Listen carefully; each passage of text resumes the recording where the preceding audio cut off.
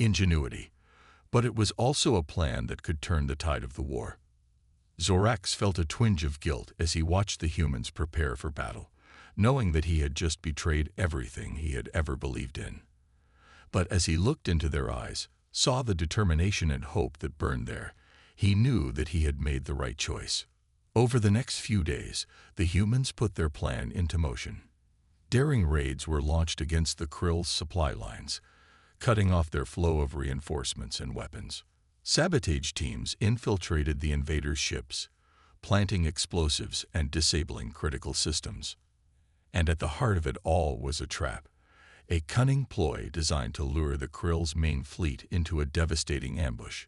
Using Zorax's intel, the humans had identified a weakness in the Krill's shields, a vulnerability that could be exploited with a precisely calibrated electromagnetic pulse. As the Krill ships closed in on the trap, their commanders drunk with the thrill of impending victory, the humans held their breath. Everything hinged on this moment, on the success of a plan that had been hastily cobbled together in the heat of battle. But when the moment came, when the trap was sprung and the pulse was fired, the Krill never stood a chance. Their shields flickered and died, their systems overwhelmed by the surge of energy that washed over them. And in that moment of vulnerability, the humans struck.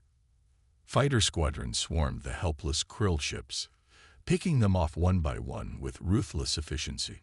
On the ground, human armies surged forward, retaking lost territory and driving the invaders back with a ferocity that stunned even Zorax. As the dust settled and the smoke cleared, it became clear that the tide had turned. The Krill's main fleet lay in ruins, their ground forces in disarray. For the first time since the invasion began, the humans dared to hope. But even as they celebrated their victory, Zorax knew that the war was far from over. The Krill were wounded, but not defeated. They would regroup, would come back stronger and more determined than ever. And when they did, the humans would need every ounce of courage and cunning they possessed. They would need the unbreakable spirit that had carried them this far, the indomitable will that had made them the most remarkable species in the galaxy. They would need heroes. In the aftermath of their devastating defeat, the Krill were a force transformed. Gone was the arrogance, the unshakable belief in their own superiority. In its place was a cold, seething rage, a hatred that burned like a supernova in the heart of every Krill warrior. Vortath, his once proud fleet reduced to a shadow of its former self, snarled orders to his remaining commanders. "No more games," he hissed, his eyes glinting with malice. "No more underestimating these humans. We will crush them, no matter the cost." And so the Krill adopted new tactics, brutal strategies that showed no regard for civilian lives or the rules of war. They bombarded human cities from orbit, reducing them to rubble and ash. They unleashed chemical weapons and genetically engineered plagues, caring nothing for the suffering they inflicted. The humans, battered and bloodied, found themselves pushed to the brink. They had won a great victory, but the cost had been high. Their cities lay in ruins, their people huddled in underground shelters and makeshift bunkers. But even in their darkest hour, the humans refused to surrender. They met the Krill's brutality with a fierce determination, a willingness to do whatever it took to protect their home and their way of life. And as word of their struggle spread throughout the galaxy, something remarkable began to happen. Other species, long oppressed by the Krill or cowed into submission by their might, began to take notice. They saw in the humans a glimmer of hope, a chance to break free from the shackles of Krill domination. Slowly at first, then with growing momentum, these species began to offer their support. Weapons and supplies flowed in from distant worlds, while teams of volunteers risked their lives to join the human cause. What had begun as a lone struggle against impossible odds had become a galactic uprising, a chance for the oppressed to finally fight back. On Earth, the final battle loomed. The Krill, their forces bolstered by reinforcements from the far reaches of their empire, launched a massive offensive against the human stronghold. It was a battle that would decide the fate not just of Earth, but of the entire galaxy. Amidst the chaos and the carnage, Zorax worked tirelessly to rally the Galactic Federation to the human cause. He pleaded with his fellow delegates, urging them to see the Krill for the monsters they truly were.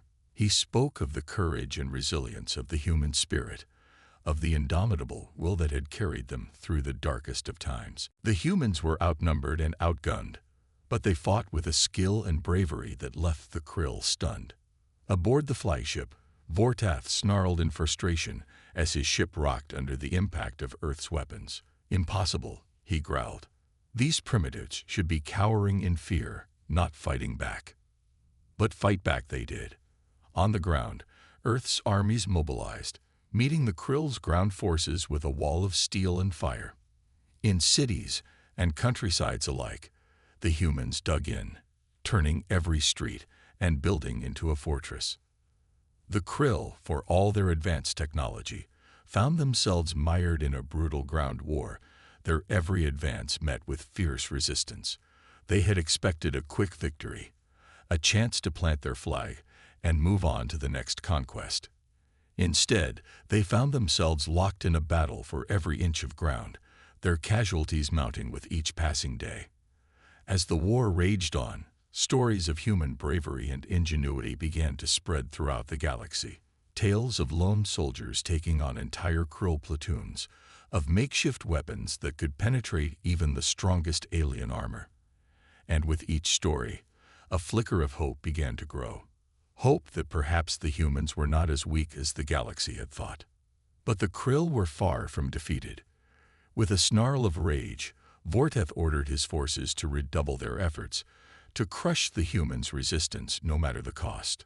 New troops and weapons poured down from the skies, and slowly, inch by bloody inch, the Krill began to gain ground. On Earth, the situation grew dire. Despite their bravery, the humans were being pushed back, their defenses crumbling under the relentless onslaught of the Krill. In the halls of power, whispers of surrender began to circulate, of making a deal with the devil to save what little remained. But even as the darkness closed in, there were those who refused to give up. In a small, hidden bunker deep beneath the mountains, a group of Earth's greatest leaders met in secret. Their faces were lined with exhaustion and grief, but in their eyes burned a fierce determination.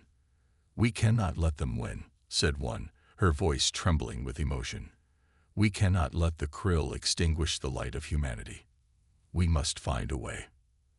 And find a way they would, for even in their darkest hour, the humans refused to surrender. They had one last card to play, one final gambit that could turn the tide of the war. All they needed was a miracle. Little did they know that high above, in the cold void of space, a small ship was racing towards Earth, carrying with it the key to their salvation. Its pilot was a being unlike any the humans had ever seen, a creature driven by a sense of purpose that burned brighter than the stars themselves. His name was Zorax, and he had a plan. Zorax's ship streaked through the void, its engines pushing far beyond their limits as he raced towards Earth. The Altarian delegate had watched in horror as the Krill's invasion unfolded, his worst fears realized with each passing moment. But even as despair threatened to overwhelm him, Zorax clung to a single desperate hope, that he could still make a difference. As he entered Earth's atmosphere, Zorax activated his ship's cloaking device, rendering it invisible to the Krill's sensors. He knew that what he was about to do went against every oath he had taken as a member of the Galactic Federation, but the thought of standing idly by while the humans were slaughtered was too much to bear. With a deftness born of decades of piloting experience, Zorax guided his ship through the war-torn skies, dodging the flaming wreckage of Krill and human craft alike. He had a destination in mind, a place where he knew he could find the leaders of Earth's resistance. As he landed in a hidden hangar deep beneath the mountains, Zorax was met by a group of heavily armed humans, their faces etched with suspicion and fear. But as he emerged from his ship, his hands raised in a gesture of peace, the humans lowered their weapons, sensing that this strange visitor meant them no harm. "I am Zorax of Altair Prime," he said, his voice calm and steady. I come to you not as a member of the Galactic Federation, but as a friend. I have information that can help you defeat the Krill." The humans exchanged glances, their eyes wide with surprise and hope. They had never encountered an alien ally before, let alone one who offered them the key to victory. Over the next few hours, Zorax shared everything he knew about the Krill, their tactics, their weaknesses, the secrets of their technology. He spoke of the arrogance that had led them to underestimate the humans, of the overconfidence that had blinded them to the true strength of their foe.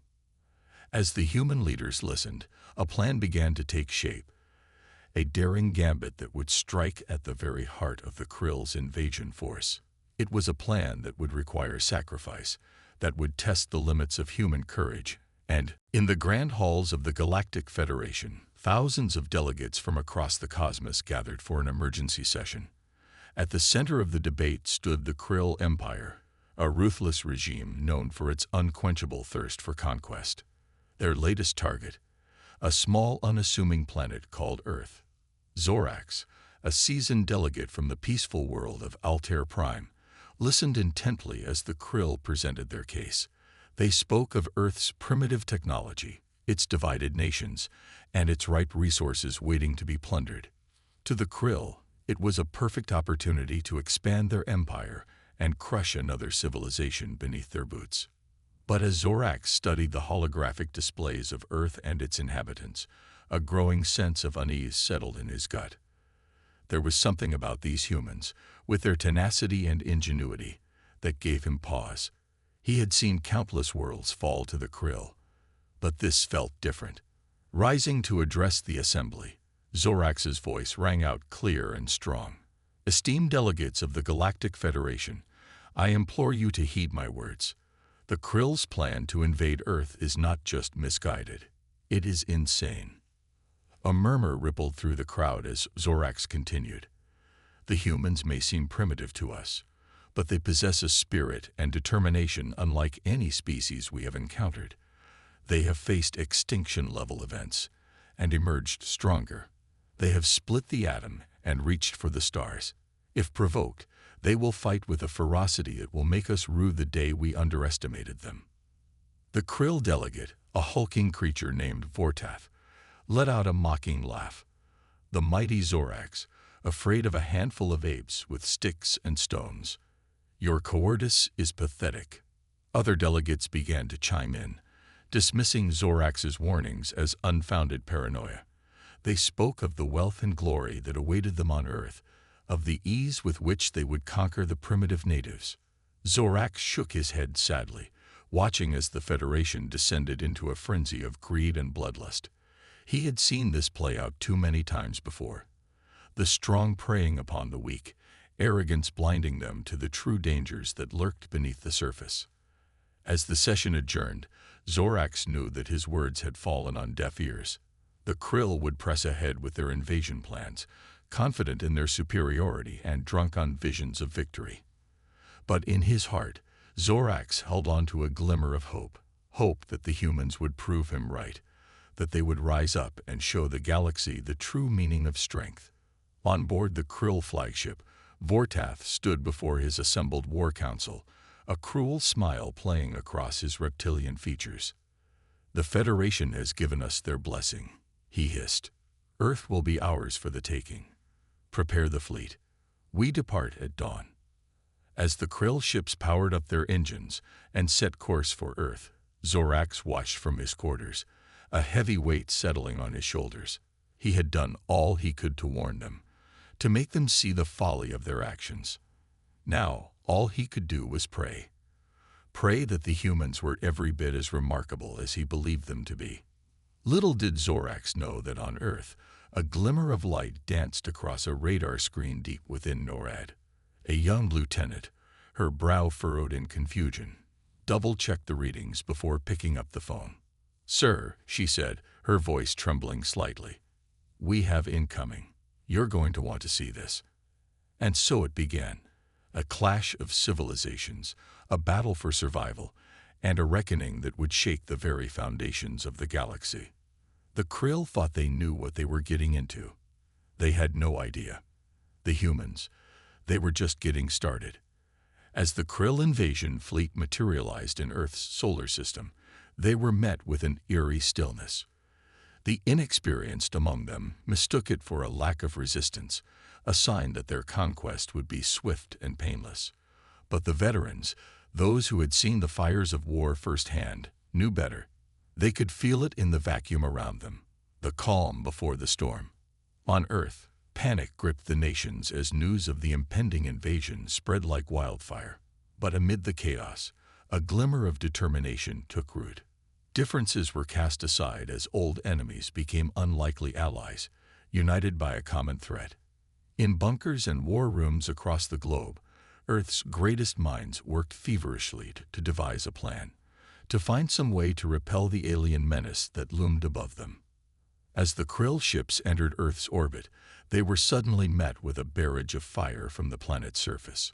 Missiles streaked through the void, slamming into the Krill's shields with surprising force. The invaders reeled, caught off guard by the ferocity of Earth's defenses. In the skies above, Earth's Space Corps roared into action, their sleek fighters engaging the Krill ships in a dizzying ballet of laser fire and explosions. And slowly, one by one, the delegates began to listen. They saw in Zorax a leader, a being of principle and conviction who had risked everything to stand up for what was right. And as they listened to his words, they felt a stirring in their hearts, a call to action that could no longer be ignored.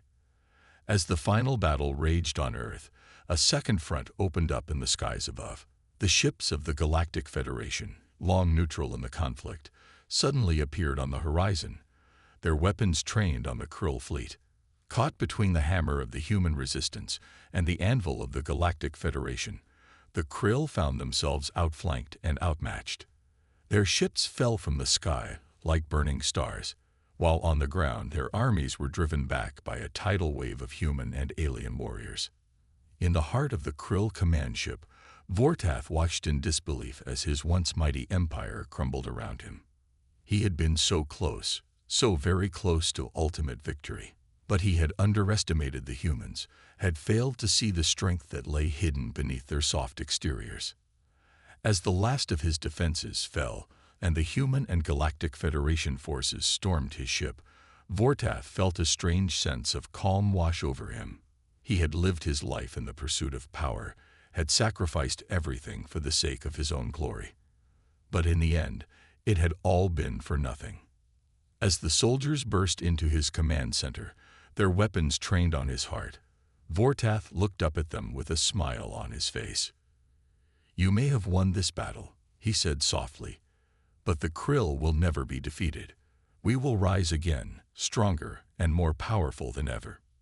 And then the world went black, and Vortath knew no more. In the days that followed the Krill's surrender, a strange calm settled over the galaxy. The once mighty empire, its leadership shattered and its armies in disarray, formally surrendered to the Galactic Federation. The terms were unconditional, a complete and total capitulation. On Earth, the news was greeted with an outpouring of joy and relief. People poured into the streets, their faces streaked with tears of happiness as they embraced one another. They had done the impossible, had stood against the mightiest force in the galaxy and emerged victorious. But even as they celebrated, the humans knew that the road ahead would be long and difficult. Their cities lay in ruins, their infrastructure shattered by the ravages of war. It would take years, perhaps decades, to rebuild what had been lost. But they would not have to face that challenge alone. As the newest member of the Galactic Federation, Earth found itself surrounded by allies, species that had been inspired by their courage and determination.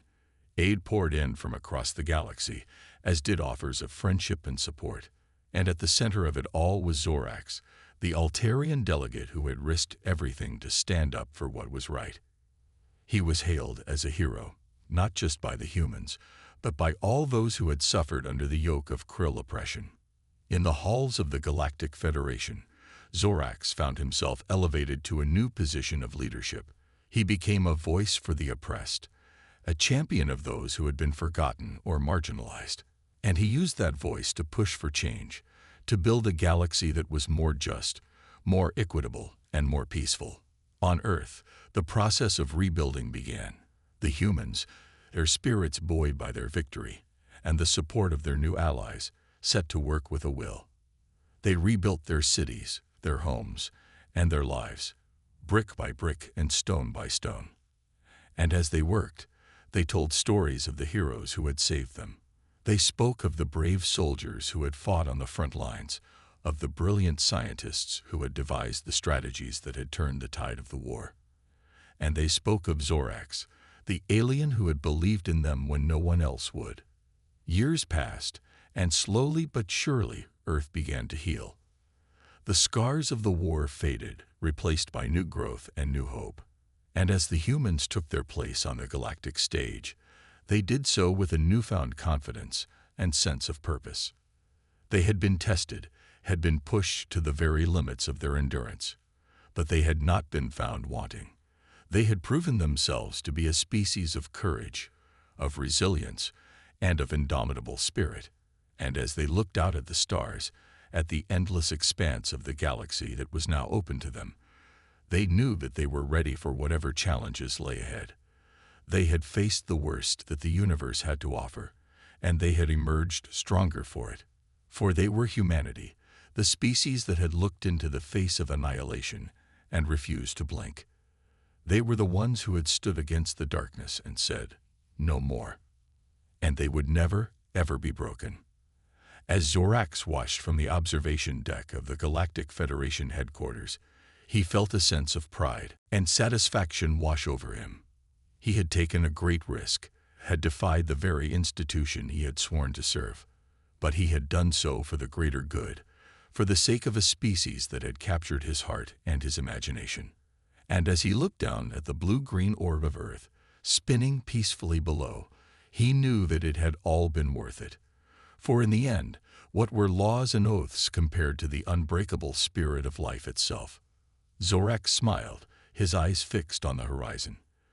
The future was bright and full of infinite possibilities.